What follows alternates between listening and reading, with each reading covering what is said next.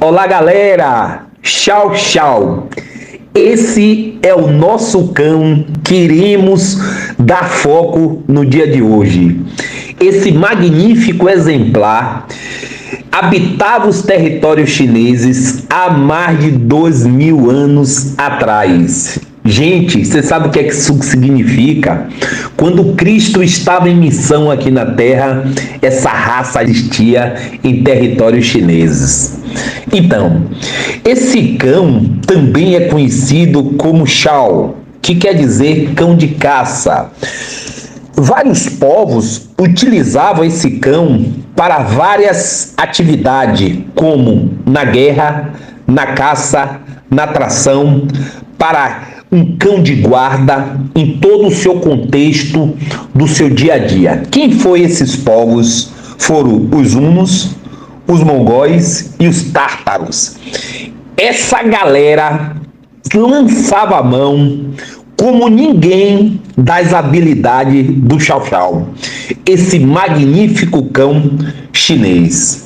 Por sua vez, esse cão também era utilizado como comida, ele também era utilizado por esses povos como vestuários, mas ele estava ali lado a lado dessa galera, dos hunos, dos mongóis e dos tártaros. Esses três povos, eles exploraram bastante o Chow Chow. Mas, como tudo precisa ganhar dimensão mundial, ele invade a Europa justamente no ano de 1865.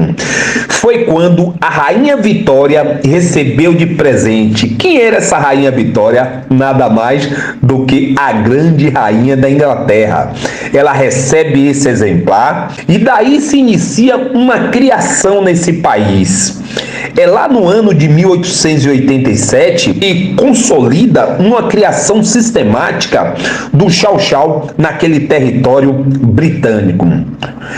Porém, especialmente para se tornar mais sociável, esse cão foi introduzido dentro de todo o território. Os europeus e os britânicos queriam um Chow Chow mais sociável, daqueles que eram apresentados lá no território chinês. Mas não fica só na Inglaterra não, pessoal. Já no ano de 1900, ele é inserido na França. Mas, como o Kennel Club não poderia ficar de fora dessa questão, ele também reconhece como raça no ano de 1894. Gente, está se falando ainda no ano de 1894, esse cão já era reconhecido como raça pelo Kennel Club. Apesar de ser admirado, alguns indivíduos dessa raça, tornou-se também um cão de companhia e de luxo. Isso é magnífico. Agora vamos conhecer um pouco sobre as estruturas anatômicas e fenotípicas dessa raça maravilhosa que é o Chow Chow. E também vamos conhecer um pouco mais do seu temperamento, que é muito discutido. No que se tange à morfologia e à conformação estrutural dessa raça, iremos dar início. A cabeça desse cão, ela precisa ser volumosa, o crânio precisa ser achatado e largo, o estômago não pronunciado, Porém, o focinho precisa ser largo. A trunfa, ela se apresenta de forma grossa, cuja cor deverá estar em harmonia com o do pelo. Já a língua e os lábios, eles são de cor violeta escura. Já as gengivas, elas precisam ser pretas.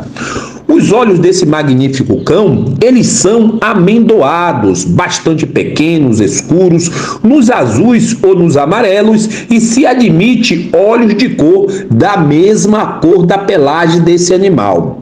Já as orelhas, elas precisam ser pequenas, espessas, bem afastadas, retas, rígidas, voltadas para frente, dando ao cão a sua expressão característica do show, ou seja, enfardado devido à expressão franzida. Essa expressão do chau-chau é que muitas vezes deixa algumas pessoas com as mãos nas calças. Mas vamos lá, pessoal, conhecer um pouco dessa raça, de brincadeiras à parte.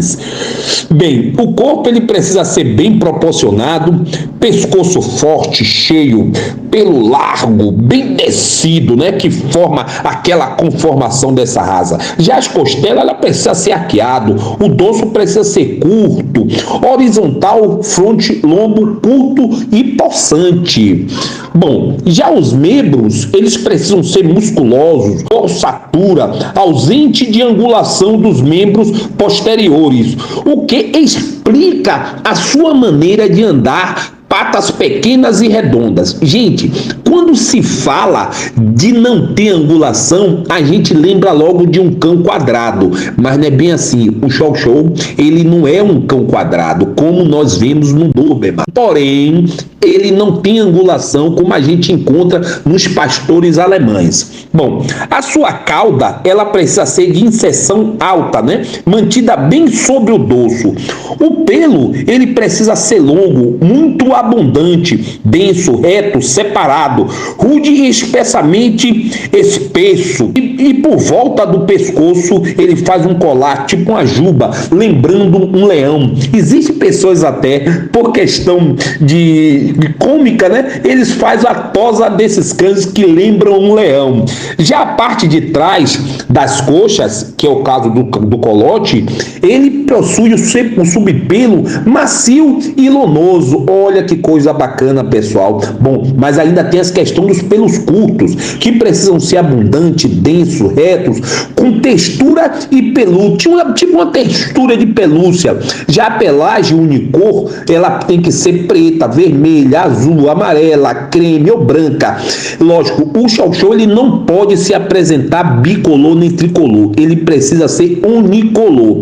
Isso é uma das suas grandes características. Não, a gente falando disso, frequentemente matizada nas 100 manchas. Ele pode ser matizada, ter uma tonalidade um pouco mais clara, mais escura, mas não pode ter mancha. Já o pluricor, a parte inferior da cauda, do ângulo posterior e da coxa, são frequentemente de cor mais clara. Isso pode acontecer. Bom, o seu tamanho nos machos, eles varia de 48 a 56 centímetros. Quanto às fêmeas, ele pode chegar de 46 a 51 centímetros. Seu peso fica em torno de 20 a 25 quilos para os machos, para as fêmeas podendo chegar a 18 a 20 quilos. Essa é a questão do chau-chau. Bom, no quesito do seu temperamento, ele é um cão robusto, corajoso, independente, calmo, mostra ter forte personalidade, viu, pessoal? E grande sensibilidade também. Pouco agitado,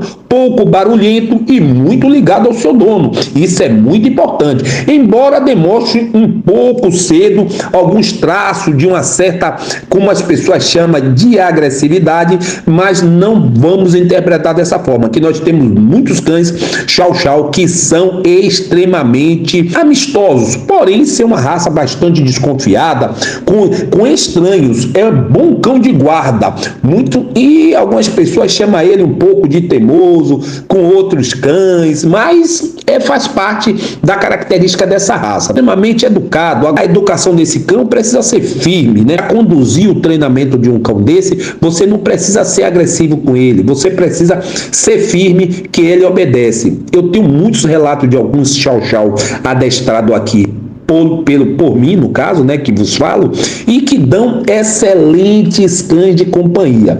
Eu aconselho a vocês a adaptação desse cão na cidade. Ele deve ser conduzido de forma bem bacana. Ele tem os horários de passeio, feito um trim de forma bem parcimônia, porque os pelos desse cão merecem um pouco de cuidado.